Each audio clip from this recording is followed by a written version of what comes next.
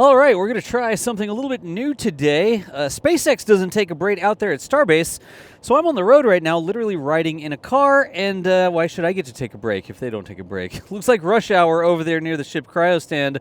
As we zoom in, you can see the thrust rams, sort of as we expected, are installed there. The three RVAC, sort of, not simulators, RVAC stand-ins, I guess, have three taller rams. Then in the center, you can see the cluster of three shorter rams for the Raptor sea-level engines. Got some more Gigabay Construction. We've been seeing that come through quite often here. What are we doing here? Is that a light? We got our face shield up. Maybe we're inspecting this. I feel like this is an inspection. I don't see like a sparks or anything. Doesn't seem to be cutting. Doesn't seem to be welding. It did look like he was holding some sort of instrument or something there. I'm not sure exactly. But in any event, you know me. I just make up the commentary. I look at the video. I see what I think I see, and y'all can comment down below.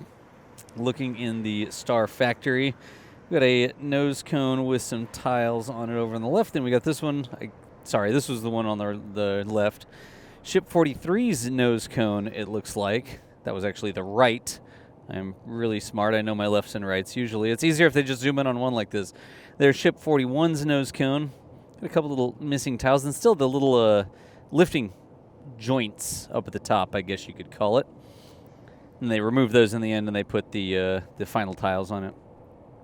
That cactus looks like it's been growing. Good grief. This is a little bit different view. Getting the two megabays, the Gigabay continuing to rise. The crane's actually going to town, and then the Star Factory office building there in the foreground. There's a transfer tube. The funny thing about this, if you remember the SpaceX tweet, that is almost the size of a Falcon 9, and it makes the megabay look ridiculously huge. Huge, whatever. Going all the way over to the launch site. This is sort of driving up to the launch site, it looks like. Yep, just off the side of the road. Got the booster over there on the pad. Wow, that was fortuitous timing on the screen graphics there. Booster 19 on pad 2. Remember, that's not just a test stand. That is an actual launch pad and a place they're going to catch the things. Over there, it is not just for testing. But we do expect, in fact, later in the video, we're going to get quite a bit of testing here as they continue the test on Booster 19. See two of the three grid fins there and that hot staging ring. Here's some crews heading up. It's a great angle to see the different length and shine. You see the longer chine on that one? Yeah, here you go. It zooms in and it just shows you. The two longer chines, the two shorter chines. The longer chines are on the side away from the third grid fin.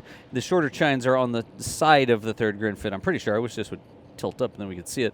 But I think that's like a Starlink terminal in that area. Now, what would happen with testing that they needed to replace the Starlink terminal? I don't really understand. Whatever, you do you, SpaceX. That's fine. Down at the base, it's not really the base, it's sort of where the booster is clamped into the launch mount. You can see that massive QD on the side there. The chines are looking a little... Wow. The perspective on that, it looked like the booster was going down, almost like it was getting caught, but clearly it wasn't getting caught. That was the chopsticks moving down and sort of reattaching underneath the grid fin lifting pins. Do we have a name for those yet? Are they like gripins or grid lifts or grid... I mean, fin already rhymes with pin. Grid fin pins? Whatever. The interesting thing here is that they actually use the structure of the grid fins. They have this little tab that flits into slot B on the chopsticks, and they use that to lift the booster up, which is what they were doing here. Here they've got a comically long set of SPMTs moving the booster transport stand around. Of course, this is also a place that you can put a booster if you need to get it off the orbital launch mount too real quick. Got some stars going in the background. The chopsticks grabbing the grid fin pins, coming down and putting it into the transport stand there. Transferring the load, the weight of the booster. This looks like we got the photography club with somebody down there in the foreground. I don't know what the compression was on that. Maybe that was far enough away and they were on the roadside, I think was my original guess. This is actually down on the transport stand. You know how I can tell because it's not on the launch mount. I worked that out myself. There's the three grid fins. You can see two of them are right over the chopsticks, and then the third grid fin sort of pointing out away from the tower here. Oh, look at that. That's a cool zoom-in shot. Jeez. Those octagonal grid fins are interesting. They have a slightly, well, not a slightly different shape. They have a very different shape than the grid fins used to have. And you can even see, actually from this angle, you can see the one on the left-hand side. It looks like the angle of attack for the fin structure itself is tilted. It's like canted out a little bit. I need to look at that. Like man, it looks like a really uncomfortable waffle foam thing because you can't see through it at this angle. You know the little foam things you like put on your mattress, or not the memory foam, but you know the spiky ones. They come in the top of the Pelican case, right? It looks like one of those, but really uncomfortable to lay on. In any event, the rake of the grid fins, I guess you could say there. It'll be interesting to hear some more analysis on exactly what's going on. The zoomed in shot here looks like we had somebody climbing up. Are they climbing up underneath it? I'm trying to see. The guy in the background had sun on him, so I was trying to figure out, are they climbing up on the far side up, or were they climbing up into the bottom of the booster itself, like where the engines are? Let's zoom in there. Here's the work continues on B-19's chines. Up at the top where those little sort of shielded Starlink, not quite dome, geodesic dome-shaped things are on the top of the chines. Colleen getting a sunshine. Man, how many blades on that aperture? Look at that. There are a lot of rays coming from that sun, the way it's sort of just peeking over the back of the crane there. Oh, you can see the... Man, that looks like something a mech would do. You know, it's like a Gundam, and then it's getting ready to punch somebody. It goes, and this piston comes out or something. That's what that reminds me of. I don't know if I'm the only one. Here's the booster getting lifted up again. Remember we talked about the engine positions versus the engine numbers. There are 2 numbers on each of these now. The position on the booster that it is installed in, and then the number of the engine are the 2 different things you can see on each one of those.